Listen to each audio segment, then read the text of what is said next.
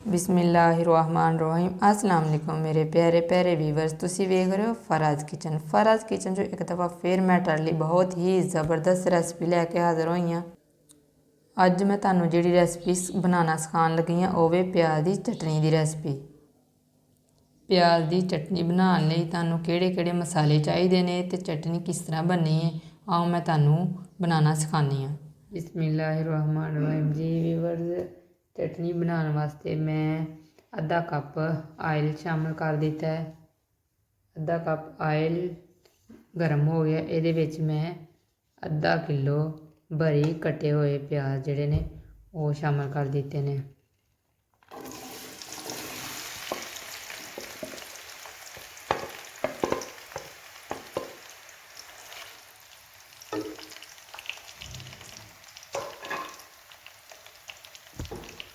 प्याज शामिल करने तो बाद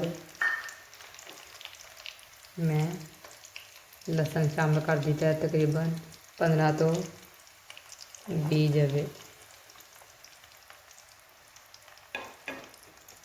इन्हों हम असी फ्राई करने हैं।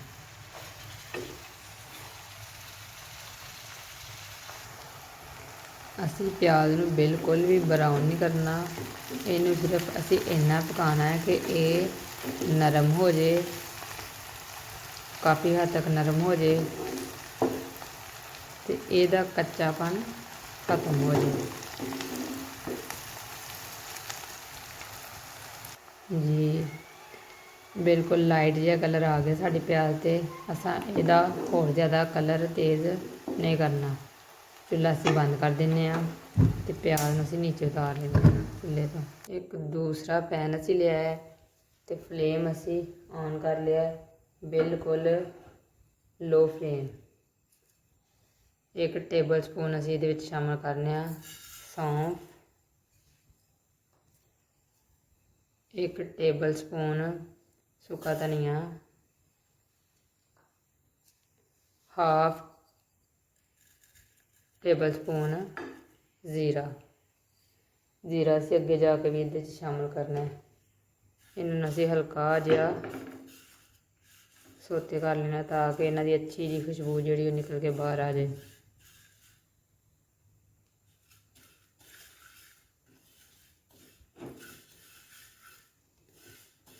बिल्कुल हल्का जिहा असी रोस्ट करना है ताकि इन्हां दे अगर कोई सलाबे सलूबे का कुछ है इन्हां दे विच ते ये निकल जाए, इन्हां दी अच्छी जी प्यारी जी खुशबू निकल के बाहर आ जाए। विच असी शामिल कर देने 5 तो 6 साबुत मिर्च।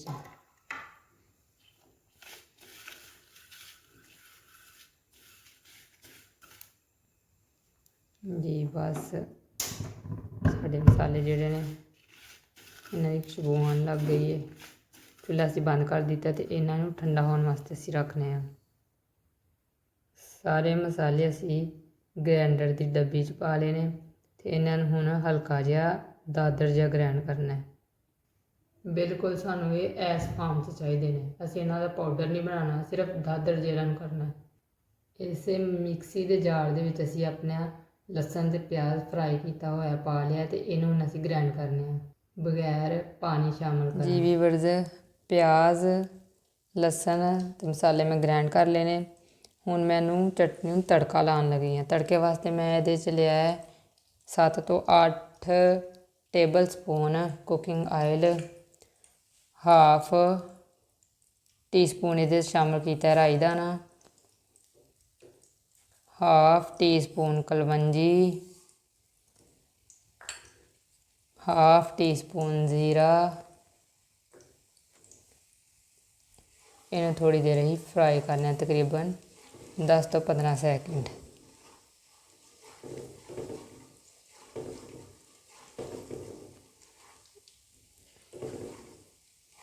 दस तो 15 सेकंड फ्राई करने तो बाद असी इहदे विच शामिल करने अपना ग्राइंड किया होया लसन ते प्याज।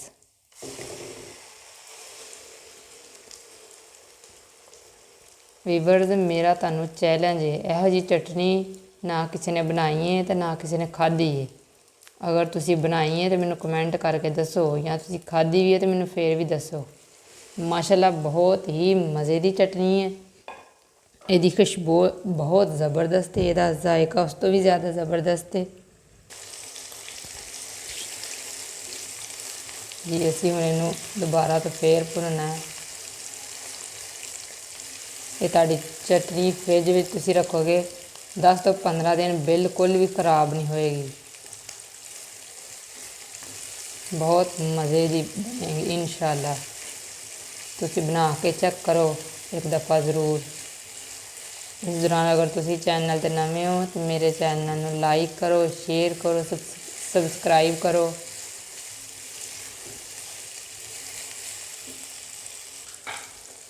ਅਸੀਂ ਇਹਦੇ ਸ਼ਾਮਿਲ ਕੀਤਾ ਹੈ 1/2 ਟੀਸਪੂਨ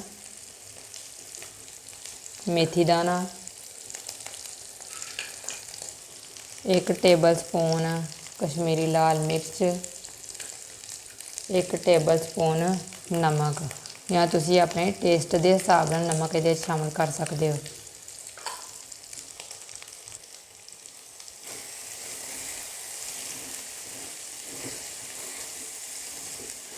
ਅਗਰ ਤੁਹਾਨੂੰ ਲੱਗੇ ਕਿ ਥੋੜ੍ਹਾ ਲੱਗਣ ਡਈ ਨੀਚੇ, ਤਾਂ ਤੁਸੀਂ ਇਹਦੇ ਵਿੱਚ ਪਾਣੀ ਦਾ ਥੋੜ੍ਹਾ ਤੜਕਾ ਲਾ ਸਕਦੇ ਹੋ, ਛਿੜਕ ਸਕਦੇ ਹੋ ਪਾਣੀ।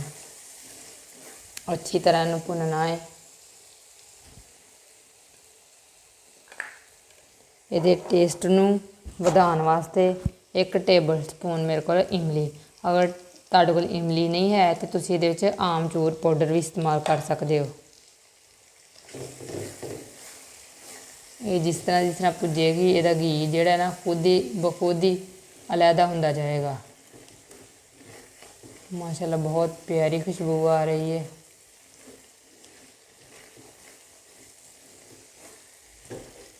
ਦੋ ਮਿੰਟ ਇਹਨੂੰ ਭੁੰਨਣ ਤੋਂ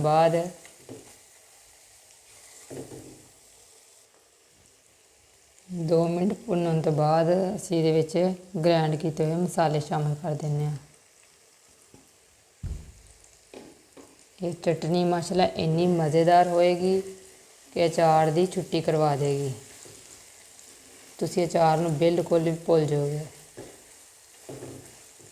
ਮਸਾਲੇ ਸ਼ਾਮਿਲ ਕਰਨ ਤੋਂ ਬਾਅਦ ਅਸੀਂ ਮਜ਼ੀਦ ਇਹਨੂੰ ਪਕਾਉਂਦੇ ਹਾਂ 4 ਤੋਂ 5 ਮਿੰਟ ਤੱਕ, ਚਮਚ ਚਲਾਉਂਦਿਆਂ ਹੋਇਆਂ